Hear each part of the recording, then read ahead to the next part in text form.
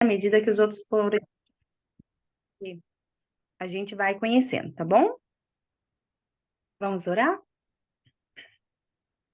Querido Jesus, muito obrigada, Senhor, porque aqui vamos aprender sobre o corpo humano e sobre tudo que o Senhor criou para nosso próprio benefício e também para que possamos servir ao nosso próximo. Nos ajude a ser fiéis a Ti e a sempre desenvolver os nossos talentos para a Tua honra e glória. Em nome de Jesus, amém. Amém. Muito bem. Cada um pega a sua apostila, quem já está com a apostila aí em mãos, né? Vou fazer uma pequena abertura e queria saber qual é a profissão que vocês gostariam de ter quando ficassem adultos. Médico. Sebastião. Muito bem. Eu não sei. Eu queria ser veterinária, mas eu não sei agora mais o que eu quero ser. Uhum. Veterinário. E a Lavínia? Professora. Miguel, você entrou. Miguel, qual a profissão que você gostaria de ter?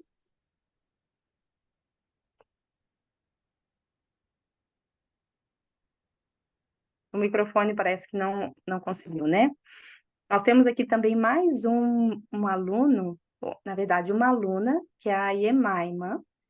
Yemaima, se você puder abrir o seu vídeo só para fazer a apresentação, o pessoal saber onde você mora. É possível? Sim. E qual é a sua idade? Pode falar. Peraí, é que tá travando um pouco. Tá bem. Então, aí eu percebi que todo mundo gosta dos animais, né? Tem dois que querem fazer veterinária e não gosta do corpo humano, né? Quer fazer medicina. A Lavínia quer ser professora e o Miguel é o meu filho, ele gosta da área de engenharia. Vamos ver se ele continua com esse gosto dele. E Emaima, conta pra gente qual que é a profissão que você gostaria de ter e quantos anos você tem, onde você mora.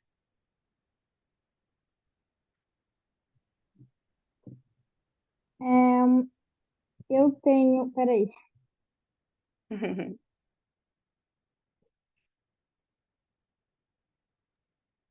Peraí, só um pouquinho. Tá bom, tá ok.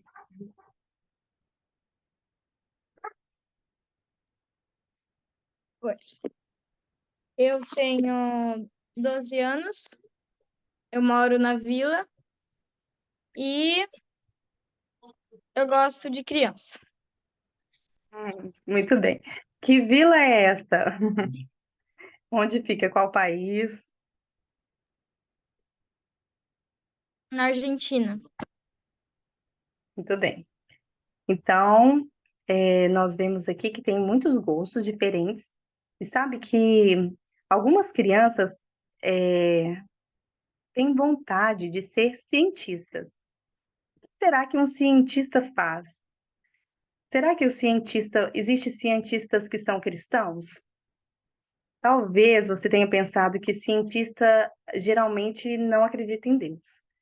Mas, na verdade, existem muitos cientistas que são cristãos. E a gente vai conhecer alguns deles e também vamos perceber como que a ciência está junto com o cristão, né, verdadeiro. A ciência, ela estuda, além do corpo humano, ela estuda tudo que envolve a nossa terra, né, a natureza, e nós vamos aprofundar mais no nosso corpo humano. Cada um pega a sua apostila aí, vamos começar lendo o primeiro verso que tem na apostila. Pode compartilhar, Samuel, aí a apostila para a gente acompanhar também aqui no nosso visor.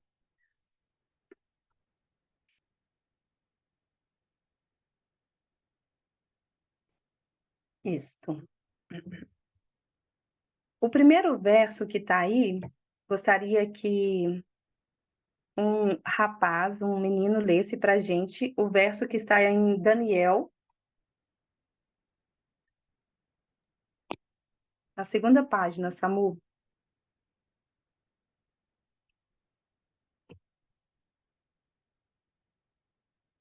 Aí, isso.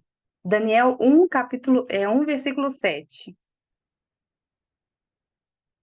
A esses 4 jovens, Deus deu sabedoria e inteligência para conhecerem todos os aspectos da cultura e da ciência. Muito bem. Então, a gente sabe, conhece a história de Daniel. Daniel e seus amigos, eles eram jovens muito valorosos. E eles conheciam muito de Deus, eles eram fiéis a Deus. Mas a Bíblia diz que, além deles serem fiéis a Deus, eles eram muito inteligentes nos aspectos da cultura e também da ciência.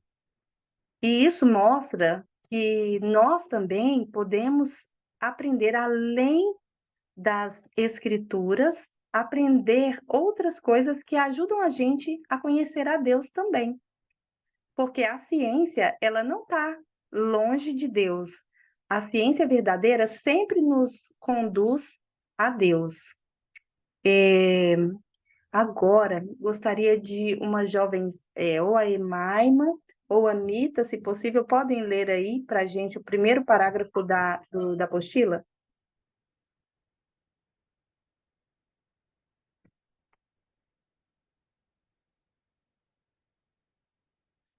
Quer que eu leia, tia?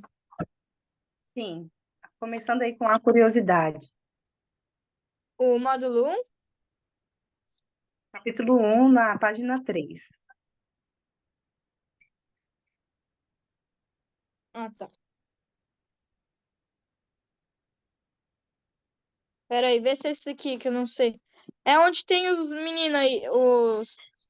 Aí, tá.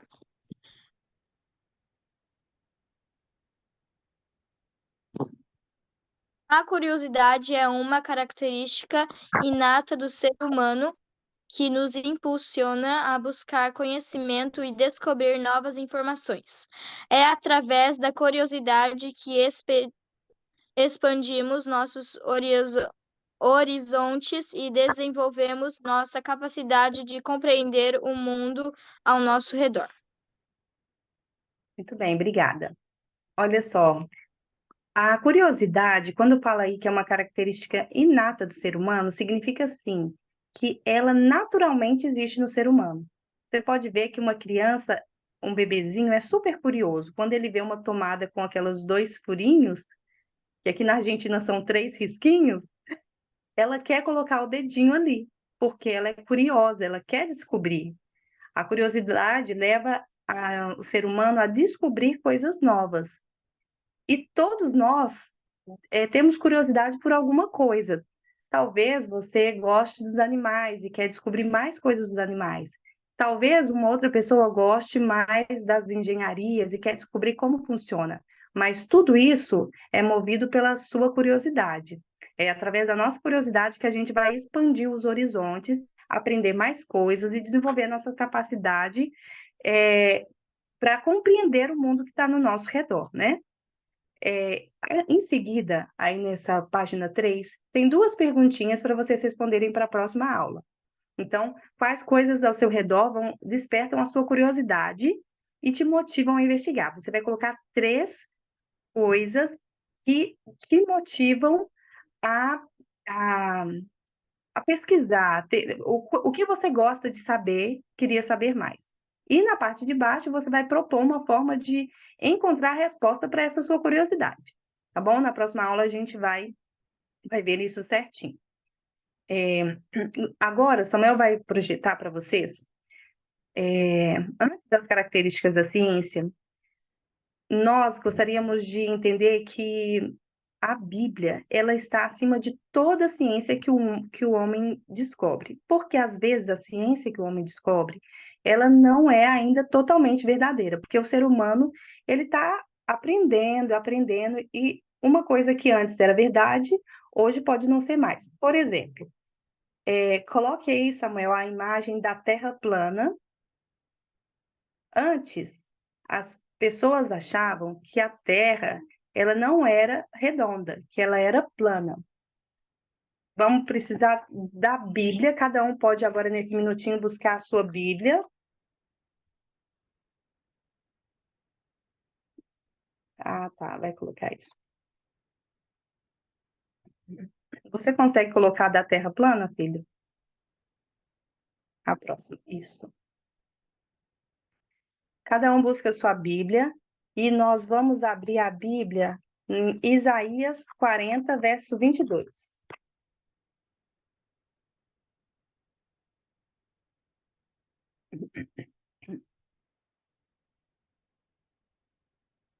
Deu tempo de buscar, gente? Bíblia na mão, Isaías 40, verso 22.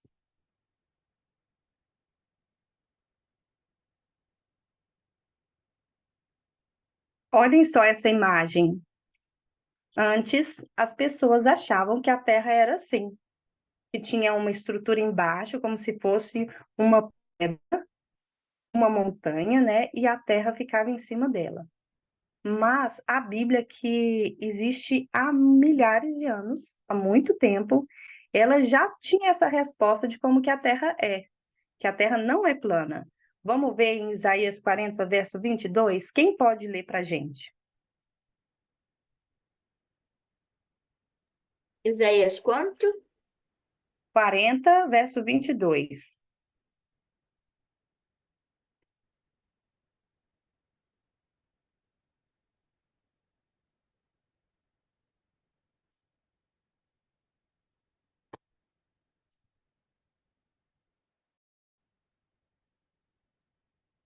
Achou, Estevão?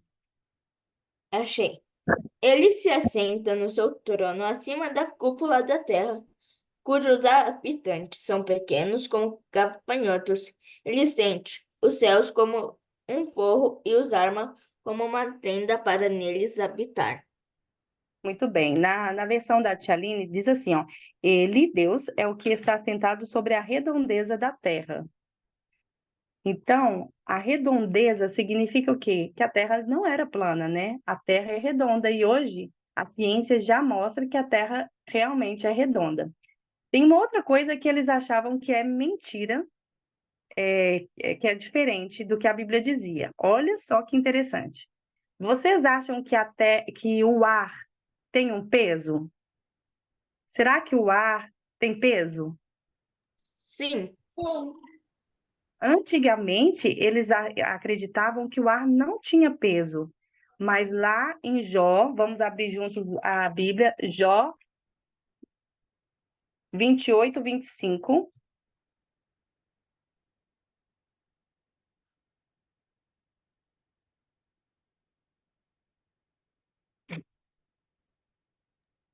Uma outra pessoa pode ler para a gente agora, Jó Isaías 20, quanto? Jó. Agora é Jó Jó. 28, verso 25.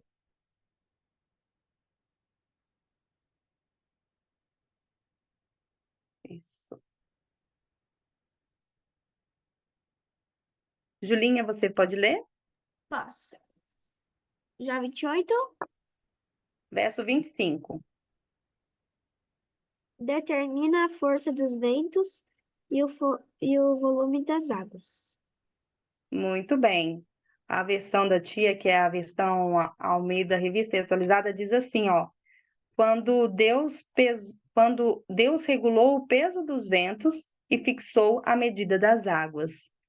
Então, você vê que a Bíblia diz que o vento já tinha uma medida, né? Como diz na sua versão, e na da Tia Aline diz que o peso dos ventos. Aí a gente percebe que Deus, ele já tinha revelado para Jó qual era que o ar tinha um peso. E tem uma outra coisa também que a gente vai ver agora, que é sobre o fundo do mar.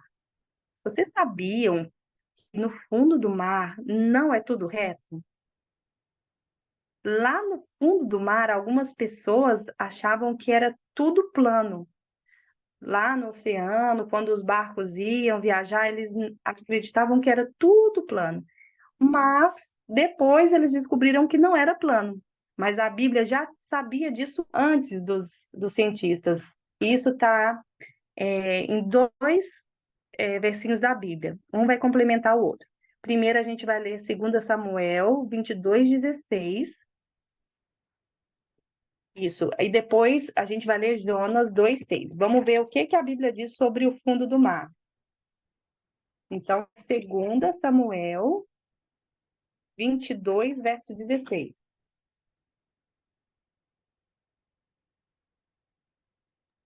Verso 16.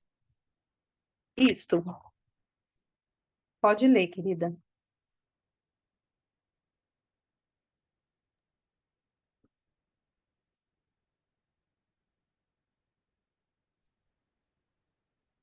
Dezesseis, né? Isso. 22:16. Insi-Benob era descendente de gigantes, e a ponta de sua lança de bronze pesava cerca de 3,5 quilos. Ele estava armado com uma espada nova e jurou que ia. Veja, amor, se está no 2 Samuel. Esse é o 2 Samuel 22, Eu 16. posso, eu posso ler, já estou aqui. Sim, enquanto isso, a Emaima pode procurar, então, Jonas 2:6. Jonas, Isso, você vai procurando Jonas 2:6 e vocês vão ler para a gente aí o 22:16. Então se viu o leito das águas e se descobriram os fundamentos do mundo pela repreensão do Senhor. Ok. Olha só o que que o verso diz. Então, eles viram o leito das águas, ou seja, o fundo da onde tem água, né? O fundo do mar. E descobriram os fundamentos do mundo. Então, para a Bíblia, fundamentos do mundo está ali no leito das águas. Agora, Jonas 2:6. Agora sim, Emaima, quando você achar, pode ler. tá, tô procurando aqui. Beleza, tudo bem.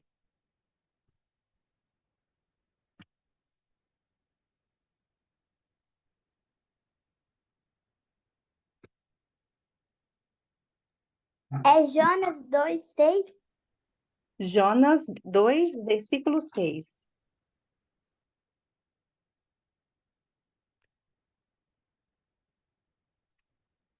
Jonas fica Se, lá no final, no Velho se você Testamento. quiser ler, pode ler aí.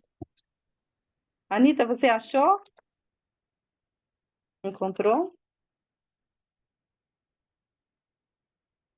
Aí, quem encontrar pode ler.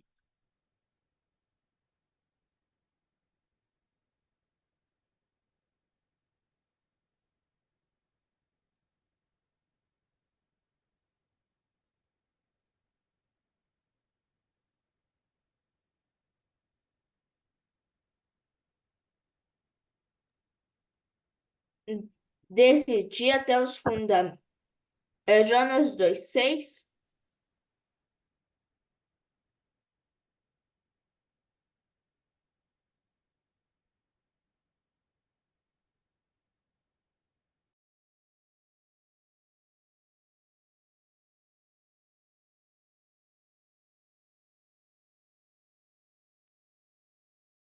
Jonas 2:6. Acho que ela travou.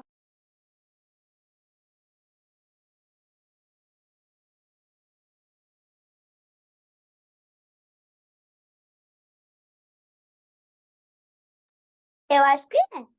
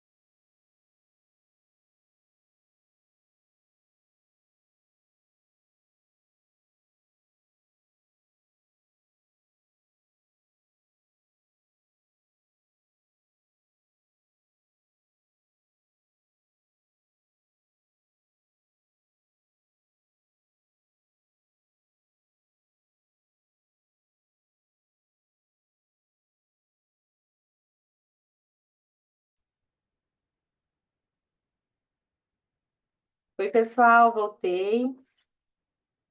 Aqui teve um probleminha na internet, mas tá tudo bem. Então, olha só, a gente estava vendo que esses dois versículos dizem o seguinte: o primeiro diz que os fundamentos da terra estão debaixo das águas. E o de Jonas diz que É os Jonas, fundamentos da quanto? terra. É Olha dois. só, É vou ler aqui de 2:6? novo, porque para a gente voltar a pensar aqui juntos, tá? Então, a gente vai ler agora Jonas 2:6, né? Desci até os fundamentos dos montes, desci até o fundo da terra. Ou seja, nos fundamentos dos montes, o que que tem? Está embaixo das águas, né? Então, a Bíblia, ela está à frente da ciência, muitas vezes, na verdade, sempre, né? Que ela é a palavra de Deus.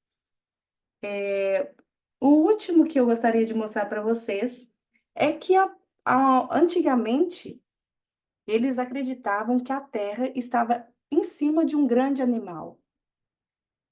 E a gente sabe que a Terra está no espaço. Ela não é sustentada por nada. E a gente pode ver isso lá no verso de Jó 26, verso 7. Vamos ler rapidinho para a gente conseguir avançar.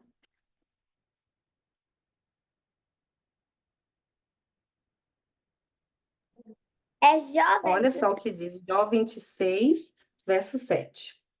Ele estende o norte sobre o vazio e faz pairar a terra sobre o nada. Então, a terra, ela não está em cima de nada, ela está no espaço. Samuel, pode colocar para gente aquela imagem em que a terra está no centro do universo? E enquanto isso, eu vou explicando para vocês o seguinte.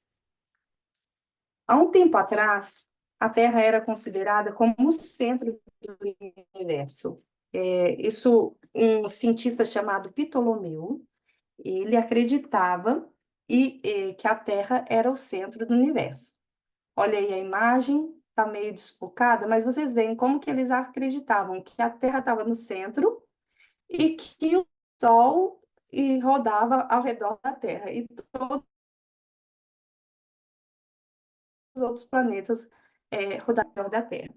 Depois disso, um cientista muito cristão, Nicolas Copérnico, no século XVI, há pouco, assim, era o ano 1600, aí ele, com sabedoria divina, ele identificou o erro e percebeu, não, quem está no centro é o Sol e a Terra gira em torno do Sol. Então, nós percebemos que os cientistas, quando são cristãos, eles vão aprendendo coisas que ajudam na nossa interpretação correta de acordo com o que está na Bíblia, né? Agora, vocês vão aí na apostila de vocês e a gente vai ler o que está essa reportagem do golfinho. Podem abrir aí.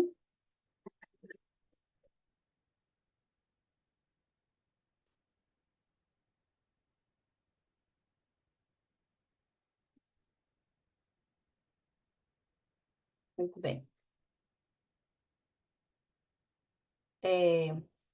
Benjamin, você pode então ler para a gente o primeiro parágrafo dessa reportagem?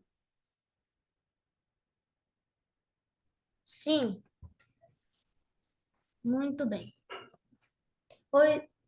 O estudo foi divulgado na publicação científica Proceedings of the National Academy of Science, Vincent Jackman. O pesquisador da Unidade de Pesquisa de Mamíferos Aquáticos da universidade disse que os golfinhos vivem em um ambiente tridimensional no mar, sem nenhum tipo de referência. Eles precisam ficar juntos para não se perderem. Estes animais vivem em um ambiente onde precisam ter um sistema de comunicação muito eficiente para manter o contato. Obrigada. Então, olha só, aqui é um estudo científico e eles através do estudo, perceberam que os golfinhos vivem em comunidade e precisam de uma comunicação muito eficiente, porque o mar é enorme. Como que eles se comunicam, então, dentro da água? Como será que é feita essa comunicação? E aí, eles começaram a pesquisar como que os golfinhos se comunicam. Anita, você pode ler aqui o que os cientistas na Grã-Bretanha encontraram?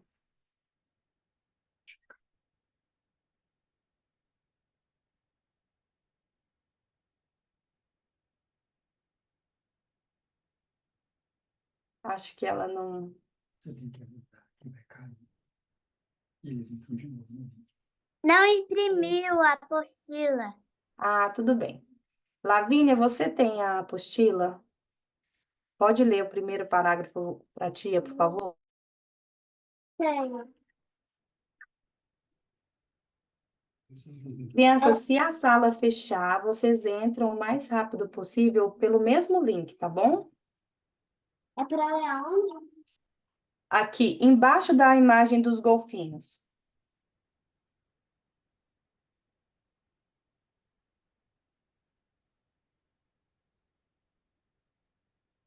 Encontrou? Na nossa parte é do lado ou embaixo? Embaixo. Tá.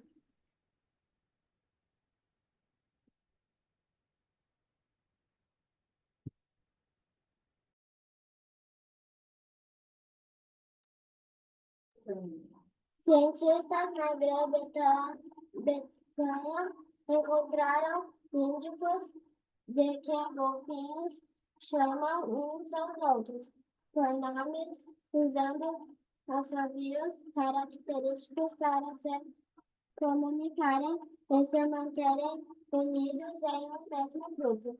Pesquisadores da Universidade de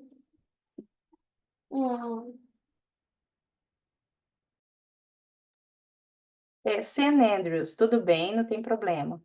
Pesquisadores dessa universidade na Escócia na Escócia gravaram o nome ansovio que identificaram estar associando a determinados golfinhos do gênero Fuchsia, como o golfinho nariz de garrafa. Depois reproduziram o som com alto-falantes aquáticos, sendo prontamente atendidos pelos próprios o mesmo assovio. Quando os cientistas reproduziram nomes assovios estranhos para tentar chamar os mesmos golfinhos, foram ignorados por eles. Ótimo, obrigada. Olha só que interessante. Os cientistas perceberam que os golfinhos, eles, quando queriam chamar um amigo golfinho, eles faziam um som diferente. Então, eles gravaram, colocaram como se fosse um gravador debaixo do mar, gravaram o som que esse golfinho fazia, e aí o som que ele fazia para chamar um outro golfinho. E quando eles reproduziam, né, colocaram um alto-falante lá no fundo do mar e colocaram o som, aquela vibração, aquele som debaixo do mar, o golfinho que tinha aquele nome, ou seja, que ele era identificado por aquele assovio, né, por aquele som, ele vinha. Então, quando ele colocava perto de um outro golfinho que não tinha aquele nome, o outro golfinho não vinha. A gente viu que esse estudo mostrou como que até os animais identificam um ao outro por um tipo de som bem específico. Era um sonzinho que cada um tinha individual. É igual o nome da Iemaima, ela sabe, se eu falar o nome dela aqui, ela vai virar o rosto e me atender. Se eu falar o nome do Miguel, ele vai virar o rosto para me atender. E assim com todos vocês. Então, os golfinhos também atendem ao chamado do nome deles, que é um som que só os outros golfinhos sabem fazer, né? Eu imagino que no Jardim do Éden, quando Deus criou Adão, ele também foi dando nome para os animais. E isso a gente vê aqui em Gênesis 2:20, que é o verso que está do lado aí na apostila, que diz assim, que na Bíblia diz assim, e desse modo o homem nomeou a todos os animais, os rebanhos domésticos, as aves dos céus e todas as feras. Então Adão conhecia os animais e os chamava pelo nome, né? E a gente percebe que hoje a ciência descobre que até os animais têm nome. E isso Adão já fazia há muito tempo. Na próxima página, vocês vão ver um gráfico. Pode passar para a próxima página, Samuel? A próxima. Isso. Olha só. Vamos agora aprender a interpretar gráficos, que isso é muito importante para a gente que quer desenvolver as habilidades assim do conhecimento. Vocês sabem que o ser humano, ele tem a capacidade de ouvir, através do nosso ouvido, a gente ouve uma frequência. Frequência é como se fosse as ondas do som. É as ondas do som, né? Nosso ouvido, ser humano, escuta a partir da frequência 20, de 20 Hz. E os sons, quanto menor o número, mais grave. E quanto maior o número, mais agudo. Então, o ser humano, ele escuta de 20 Hz até 20.000. Olha aí no gráfico, encontra um homem e uma mulher. Encontraram? Tem, assim, uma faixinha azul que mostra qual que é a frequência que o ser humano escuta. Então, ele escuta, o campo auditivo humano é de 20 até 20.000. Existe um animal que está aí que escuta sons mais graves do que o homem. Qual é esse animal, gente? Morcego. Mais graves. Os mais graves são os números menores. O Elefante. elefante. Isso, muito bem. Olha só que interessante, o elefante escuta sons tão graves, quase chegando no limite, no zero. Ele é o animal que mais escuta os sons graves. Tem sons graves que o ser humano não consegue escutar. E tem um outro animal que também escuta sons mais graves do que o ser humano. Quem é? Tá aí no gráfico. O Quem cachorro. que... Exatamente, o cachorro escuta sons mais graves do que o ser humano, um pouco menos que 20, né? E a gente percebe que o cachorro ele tem uma extensão de audição muito grande. Ele escuta desde sons bem graves até sons muito agudos, mais que 40.000 Hz. Vocês já viram um aparelhinho que espanta cachorro só com um som agudo? Alguém já viu?